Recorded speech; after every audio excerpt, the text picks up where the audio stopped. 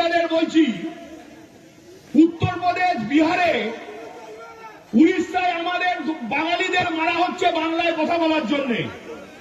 যে হিন্দিবাজিকে নিয়ে এখানে মিটিং করবেন, পরের দিন ঘর থেকে বেরোতে দেবো না। তার কারণ আজকে আমার রেকর্ড আপনারা জানেন, কারণ আমার দলের লোকেরাও জানে, তার থেকে বিরোধী লোকেরা হারে হারে জানে। তার কারণ সিপিএম দীর্ঘদিন আমাকে দেখেছে আর হারে হারে বুঝেছে। আর সিপিএমই তো আজকে ড্রেস চেঞ্জ করে ভারতীয় জনতা পার্টি। আপনারা মিটিং করুন, মিছিল করুন, আমার কোনো বাধা নেই। কিন্তু বিহার, ইউপি থেকে নেতা নিয়ে এসে বাংলার বুকে ষড়যন্ত্র করবেন, চক্রান্ত করবেন, আর বিহার, ইউপিতে বাংলায় কথা বলার জন্য মারধর হবে। যেদিন মিটিং করবেন তার পরের দিন আপনার ঘর আমি দাঁড়িয়ে থেকে ভেঙে দেবো। আমি 2021-এ দিদি আমাকে বারণ করেছিলেন বলে আমি ছেড়ে দিয়েছিলাম। 2026-এ দিদি ক্ষমা করবেন, আমি আপনার কথাও শুনব না। 2026-এ আমরা দলের কর্মীরা আমরা আমাদের মতো চলব। দিদির কথা আমরা 2 মাস শুনবো না। দিদি আমাকে ক্ষমা করবেন, মঞ্চে দাঁড়িয়ে বললাম, অন রেকর্ড বললাম, প্রেস আছেন, রেকর্ড করছেন, অন রেকর্ড বললাম। তার কারণ বারের একটা সীমা আছে, নোংরামির একটা সীমা আছে। চোর ছ্যাচোররা বিজেপি করবে, চুল্লু ব্যবসায়ীরা বিজেপি করবে, তাকে ব্যবসাও করতে দেবো না। আর চুরি ছিনতাই তো দূরের কথা, জ্যান্ত এই মাটিতে কবর দেবো, মাইক ধরে বলে গেলাম। তার কারণ এটা চলতে পারে না।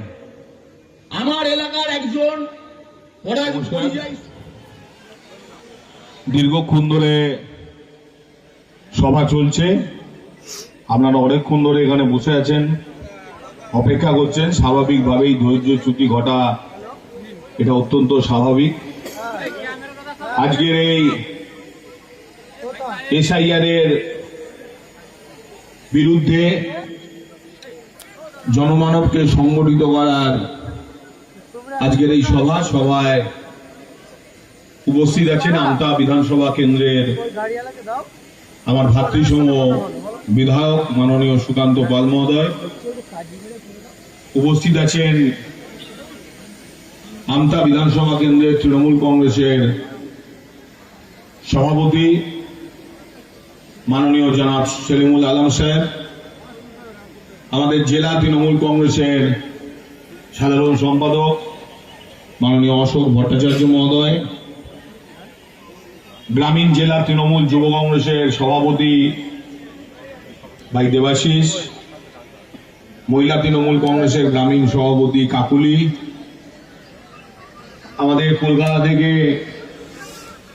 আগত রাজ্য তৃণমূল যুব কংগ্রেসের সম্পাদিকা প্রিয়দর্শিনী ঘোষ সহ আমাদের তৃণমূল কংগ্রেসের সকল স্তরের নেতৃত্ববর্গ, আমাদের কর্মীবৃন্দ, এই এলাকার সাধারণ মানুষ, সবাইকেই আমি প্রথমেই শুভ ইংরাজি নববর্ষ, যে নববর্ষে আমরা কিছুদিন আগে পদার্পণ করেছি, আপনাদের সকলকে সেই শুভ ইংরাজি নববর্ষের আন্তরিক শুভেচ্ছা এবং অভিনন্দন জানাই।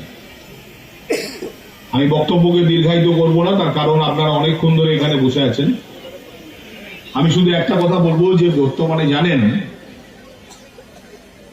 যে গত বেশ কটি নির্বাচনে বাংলার বুকে ভারতীয় জনতা পার্টি লাগাতার পরাজিত হতে হতে হতে হতে শেষমেশ তাদের শেষ অস্ত্র হিসেবে গণতন্ত্রে ভোটাধিকার যে মহৎ একটা অধিকার, মানুষের সেই অধিকারকে খর্ব করার খেলায় লিপ্ত হয়েছেন।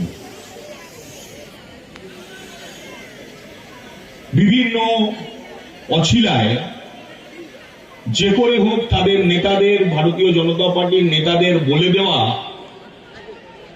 মুখের কথাকে মান্যতা দিয়ে তারা এই বাংলা থেকে যে কোনো মূল্যে 1 কোটি ভোটারের নাম বাদ দেওয়ার চক্রান্ত তারা শুরু করেছেন এসআইআর এর প্রথম দিন থেকে। সরকারি আধিকারিকরা যারা নির্বাচনের সঙ্গে যুক্ত থাকেন যারা বিএলও 2 বা যারা ইয়ারও আছেন তারা আজকে হতাশগ্রস্ত। অনেকে অনেক বিএলও তারা পদত্যাগ করছেন। নির্বাচনের এই প্রক্রিয়ার সঙ্গে তারা থাকতে চাইছেন না, তার কারণ যেখানে মানুষের অধিকারকে যে কোনো অছিলায় যে কোনো ভাবে লুণ্ঠন করার চক্রান্ত চলছে। 2002-এর যে নির্বাচনের যে ভোটার লিস্ট, সেই ভোটার লিস্টকে প্রায়োরিটি দেওয়া হয়েছে এবং সেই ক্ষেত্রে এআই মাধ্যমে 2002 থেকে নাম তুলে নিয়ে এসে মানুষের বাড়িতে বাড়িতে চিঠি পাঠানো হয়েছিল হিয়ারিং এ। এবং সেই নামের ক্ষেত্রে দেখবেন কিছু কিছু সিলি মিস্টেক গুলো কি, এটা সবাই একটা বাচ্চা ছেলেও বুঝতে পারে এগুলো কম্পিউটারের মিস্টেক। যেখানে দেখবেন একটা নামের সঙ্গে তার আগে বা পিছে ইয়া যোগ হয়ে গেছে। কারণ নাম হয়তো রামকৃষ্ণ সিংহ রায়, সেখানে হয়ে গেছে ইয়া রামকৃষ্ণ সিংহ রায়, যেটা শুধুমাত্র কম্পিউটারের সিলি মিস্টেক। এবং তার জন্য বিএলওদের মাধ্যম যথাযথ পেপার পাঠানোর পরেও পুনরায় হেয়ারিং এর চিঠি আসছে। একটু আগে সুকান্ত বলছিল ওর কেন্দ্রে 6000, 4500, আমি দায়িত্ব নিয়ে বলছি ওটা বাড়বে। তার কারণ যেগুলো পাঠানো হয়েছিল বিএলওদের মাধ্যমে যে পেপারগুলো, সে পেপারগুলো আবার রিটার্ন আসছে। এবং রিটার্ন কেন আসছে তার কোনো কারণ নেই। ধরুন একজনের নাম, কোনো একটা নাম, তার বাবার নাম সে লিখে পাঠিয়েছে, তার কাছে চিঠি আসছে, এর আগে বাবা উল্লেখ করে আরো 5 জন এই ব্যক্তির নাম উল্লেখ করেছে, তাই আপনি নতুন কোনো প্রমাণ নেই। তার যদি 6টা ছেলে থাকে, সে নতুন কোথা থেকে বাবা আজকে জোগাড় করবে? মাধ্যমিকের অ্যাডমিট ছাড়া আধার কার্ডের সঙ্গে যে যে কাগজগুলো লাগবে, তাতে মাধ্যমিকের অ্যাডমিট ছাড়া অন্য কিছু কিন্তু নির্বাচন কমিশন অ্যাকসেপ্ট করছেন না। জমির দলিল তো আগেই নয়, পাট্টা বলা হয়েছে, পাট্টা কজন পেয়েছেন, বা আবাসের বাড়ি কজন পেয়েছেন। এরকম অনেক লোকই আছে যাদের আবাসের দাবি তারা পাননি, তার কারণ সেন্ট্রাল গভর্নমেন্ট দীর্ঘদিন আবাসের বাড়ি বন্ধ রেখে দিয়েছে। মাননীয় মুখ্যমন্ত্রী কিছুদিন আগে রাজ্য সরকারের পক্ষ থেকে বাংলা আবাস যোজনা থেকে কিছু বাড়ি করেছিল। এ এক যেন ছেলে খেলা চলছে বাংলার ভোটারদের নিয়ে। যে কোনো মূল্যে ভোট কমাতেই হবে, ভারতীয় জনতা পার্টির জেতার পথকে প্রশস্ত করতে হবে। ভারতের সংবিধানকে আজকে এই সরকার প্রহসনে রূপান্তরিত করেছে। সংবিধানগতভাবে যে সে এজেন্সিগুলো স্বাধীনভাবে কাজ করার অধিকার লাভ করে, সেই সমস্ত এজেন্সিগুলো আজকে বিজেপির খেলার পুতুলে রূপান্তরিত হয়েছে। আমরা আগেই দেখেছি ইডি, সিবিআই এর মতো এজেন্সিগুলো কিভাবে ভারতীয় জনতা পার্টির খেলায় রূপান্তরিত হয়েছিল। আজকে দেখলাম নির্বাচন কমিশনও ভারতীয় জনতা পার্টির এই নির্বাচনে জেতার বোড়ে হিসেবে তারা কাজ করছেন। আমি শুধু একটা কথাই বলবো, যতই এই চক্রান্ত করুন, যত চক্রান্ত করবেন, বাংলার মানুষ তত আরো বেশি করে ঐক্যবদ্ধ হবে আগামী 2026-এর বিধানসভা নির্বাচনের দিকে তাকিয়ে। মনে রাখবেন, বাঙালিরা কিন্তু অসুরের মতো। আপনি যত কাটবেন, 1 বিন্দু রক্ত থেকে 100 জনের জন্ম হবে। আপনি যত ভোটার কাটবেন, তৃণমূলের পক্ষে ভোটার সংখ্যা তত বেশি করে বাড়বে। গত নির্বাচনে এই আমতা কেন্দ্র থেকে সুকান্ত জিতেছিল 26,000 ভোটে। আপনারা যদি বিধানসভা কেন্দ্র থেকে 26,000 ভোটও কেটে নেন, সুকান্ত এই বিধানসভা কেন্দ্র থেকে 30,000-এর বেশি ভোটে আগামী নির্বাচনে জিতবে। তার কারণ মানুষ বুঝতে পেরেছে ভারতীয় জনতা পার্টি কারুর নয়, না হিন্দুর, না মুসলিমের, না খ্রিস্টানের। ভারতীয় জনতা পার্টি শুধুমাত্র এইটা, মাল যেখানে আছে সেখানে। কেকেআরে মুস্তাফিজুর রহমান খেলার জন্য শাহরুখ খানের ভাববন্ধ চলছে, আর আদানি বাংলাদেশে ইলেকট্রিক সাপ্লাই দিচ্ছে, নরেন্দ্র মোদীর মুখে কোনো কথা নেই। জয়শঙ্কর বসে নাস্তা করছেন বাংলাদেশের মন্ত্রীর সঙ্গে, কোনো কথা নেই। আর মুস্তাফিজুর খেলার জন্য শাহরুখ খানের ভাববন্ধ চলছে। আজকে ভারতবর্ষের বুকে এই রাজনীতি চলছে, শুধুমাত্র টাকা। ভারতীয় জনতা পার্টিকে যারা ভুড়ি ভুড়ি টাকা দেন, ভারতীয় জনতা পার্টি তাদের জন্য আছে। আরাবল্লীর মতো পর্বত, কয়েক কোটি বছরের পুরনো পর্বত, এরা প্রাইভেট সংস্থার কাছে বিক্রি করে দিচ্ছে। আজকে একটা আজব দেশ, যেখানে ধর্ষণকারী যতদিন জেলে থাকে তার থেকে বেশি দিন বেলে থাকে, আর বিজ্ঞানীরা হচ্ছে জেলে কাটায়, তাদের হচ্ছে বেল হয় না। এই অবস্থা আজকে ভারতের বর্ষের বুকে। আর বাংলার মানুষ তাই আজকে অনেক বেশি করে ঐক্যবদ্ধ 2026-এর নির্বাচনে ভারতীয় জনতা পার্টিকে যথাযোগ্য জবাব দেওয়ার জন্য। কিছুদিন আগে এখানে একজন এসেছিল, কেন্দ্রের মন্ত্রী ছিলেন। দেখবেন যত চোর চোরটা, রেপুটেড চোর চোরটা, সেগুলো ভারতীয় জনতা পার্টি করে। আপনার এলাকারও দেখবেন যত গাঁজাখোর, মদ বিক্রি করে, চুল্লু ঠেক চালায়, রেপুটেড চোর ভারতীয় জনতা পার্টি। সেদিন মঞ্চে একজন রেপুটেড চোর ছিল, সোনার দোকানে সোনা চুরি করতে গিয়ে ধরা পড়েছিল। তিনি এখানে এসে বক্তব্য দিয়ে গেছেন। যত রেপুটেড চোর, আপনাকে রেপুটেড চোর না হলে ভারতীয় জনতা পার্টি নেবে না, আপনাকে রেপুটেড চোর হতে হবে। তার কারণ নরেন্দ্র মোদী তো নিজেই একজন রেপুটেড চোর, যিনি দেশকে বিক্রি করছেন। ফলে রেপুটেড চোর না হলে ভারতীয় জনতা পার্টিতে কোনো জায়গা নেই। আমি শুধু দুটো কথা বলে শেষ করব। এসআইআর নিয়ে বোন প্রিয়দর্শিনী দীর্ঘক্ষণ বক্তব্য রেখেছে, অন্যান্যরা বক্তব্য রেখেছে। উন্নয়নের পাঁচালী চলছে, আপনারা জানেন। আপনারা এই এলাকার মানুষ আমাকে খুব ভালোভাবে চেনেন, আর বিরোধীরা হারে হারে চেনেন। কারণ আমি মারের বদলা মারে বিশ্বাসী, মারকে বদলা মার। আমি এখানকার বিজেপির নেতাদের বলছি, উত্তরপ্রদেশ, বিহারে, উড়িষ্যায় আমাদের বাঙালিদের মারা হচ্ছে বাংলায় কথা বলার জন্য। যে হিন্দিভাষীকে নিয়ে এখানে মিটিং করবেন, পরের দিন ঘর থেকে বেরোতে দেবো না। আজকে আমার রেকর্ড আপনারা জানেন, জানো, আমার দলের লোকেরাও জানে, তার থেকে বিরোধী লোকেরা হারে হারে জানে।